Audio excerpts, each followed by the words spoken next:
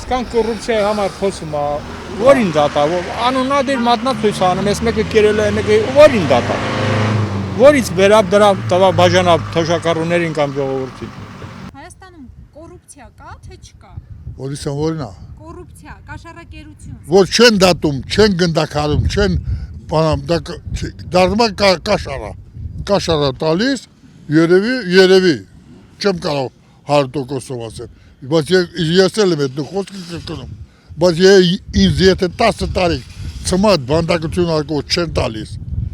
պատճառը ինչ է, ուրեմն կաշառա խոսել է, կամ խնամի խաղում, կամ ինչ որ մի բան։ Կոռուպցիան միշտեղ էլ է, միշտ էլ լինելու է,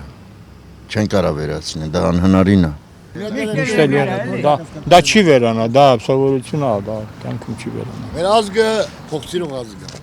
այդ դրա համար է սորի ենք։ Փողը լինի մարդուն է կծախի։ Հենց դա փողով էլ ծախում են, էլի։ Լավ փողը կնիկն է կտաբաջանի։